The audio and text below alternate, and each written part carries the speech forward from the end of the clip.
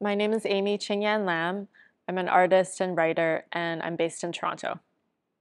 My exhibition is titled A Small But Comfy House and Maybe a Dog, and the title comes from this text that I wrote when I was 11, which was called Me in the Future, and I think it was like a school assignment. So in that text, I wrote about myself in the future, and I wrote different descriptions of what I would be at different ages. And in the description for age 25, I said that I would be married and have a career and own a small but comfy house and maybe a dog.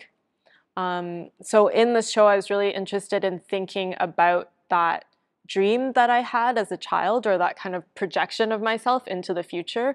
And looking back, it seems like funny, that I thought at that age I would have that kind of life, or that kind of like stability and things like that. And so, yeah, that's where this exhibition comes from. And a lot of the exhibition pulls from things from my childhood, including toys that are included in some of the sculptures.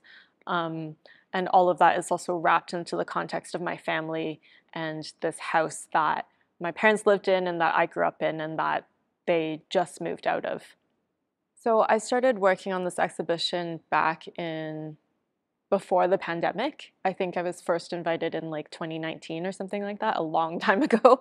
Um, and I was excited when I was first invited to work with Richmond Art Gallery because I know Richmond through my family. My aunt lives really close by, like 5-minute walk. And when we first moved to Canada from Hong Kong, we lived in Vancouver and we spent a lot of time in Richmond.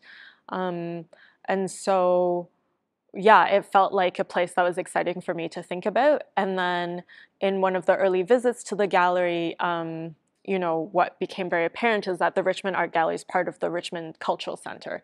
So there's a library nearby, there's an archives, there's the Richmond Museum, and there's all these kind of other public resources that exist around the gallery. And so a large part of the exhibition is thinking about the relationship of this gallery to its context and its neighbors. Um, and that includes, for example, this condo development that's being built outside this window here. Um, and so the library is an important part of this exhibition as well. And all of these things, these very different things, kind of tie together through the idea of property. So property as home or as real estate, but also property as like things in collections. So, books that are in the library's collection, artworks that are in the Richmond Art Gallery's collection. And so, yeah, there's projects in this show that make use of those relationships between the gallery and the library. And one of those projects is this lending program, which I'm really excited about, which is artworks that are being made available from the Richmond Art Gallery's collection for loan to the public, and they're being displayed in the library as well as in the gallery. So kind of thinking about these different types of collections, like how libraries function and how galleries function, and trying to mix them up a little bit and connect them. So during one of the research visits, we learned of this collection at the library, which is the Dr. Kwok Chu Lee collection. And it's a collection of over 45,000 items of artworks and Chinese language books. And so we wanted to work with it in some way, in the same way that we're extending the Richmond Art Gallery's collection into the library. We wanted to bring something from the library into the gallery. And so there's some artworks and books that are exhibited in this show from that collection. And we also learned that Dr. Lee was a feng shui scholar, and he was a very well-known practitioner of feng shui, which is basically the study of a building and an individual in relation to the environment and to the universe. And so one of the things that became part of the show was I got a reading from a feng shui practitioner based in Richmond named Sherman Tai. And so his reading of this gallery space has informed the exhibition and the layout and where works are placed and even the creation of some of the works. And I think that feng shui part is really interesting to me because it connects to some of the ideas around time and place that are in the show. So you know, the title of the exhibition coming from this thing that I wrote as a child, but also because Feng Shui looks at time, not just in the way that we know it, which is our kind of daily experience of it, but on a level which is cosmological. So one of the major parts of the show is a collaboration that I have with my friend who's an artist, Heian Wu Kwan, and she's primarily an installation artist and sculptor. We started working together around 2019, 2018 when I was first invited to work on this exhibition, and we were doing collaborative kind of writing together. And she wrote this really funny sentence that I loved, which was a one-bedroom apartment inside a donut. And I thought that it was just such an interesting like image to think about this tiny little apartment inside this donut. And part of what I'm interested in are also like fairy tales and fables. And there's lots of fairy tales and fables about like the woman who lives in the shoe or like, you know, things like that. And so we started making a sculptural kind of series together, which is in this exhibition, which is called Oopsie Compound. And it's a series of models of this communal home that we've made. So they're scaled like miniature size, like a model.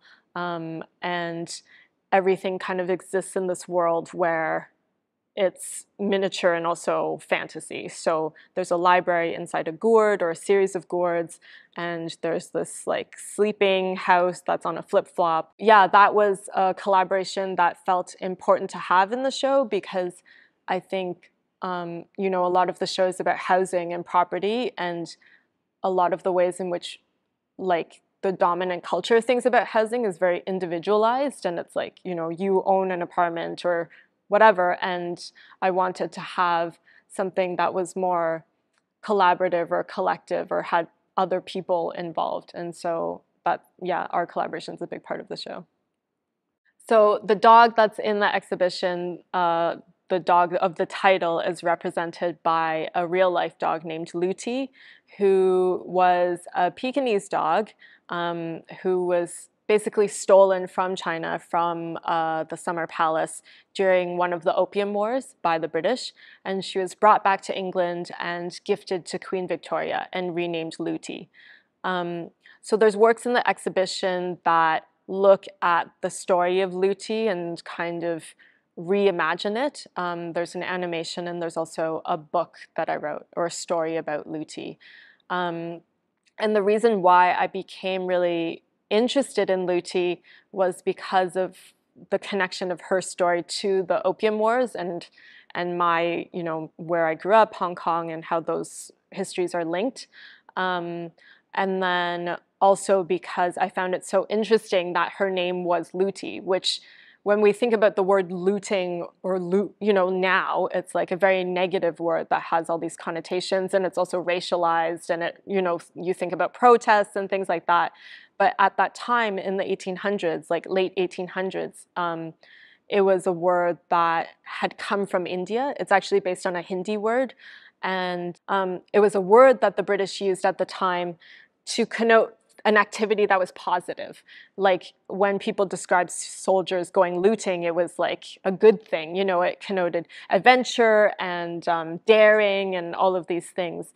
And slowly over time, the meaning of that word has changed. And so when we think of a dog named Luti now, it feels very different. You know, it feels like, wow, you're naming a dog after like robbing or, you know, something like that. But yeah, so I found that story really interesting. And also there's this amazing photo of Luti, which is the only photo that exists. And it's of her sleeping in a chair, and she looks really sad and like super tired.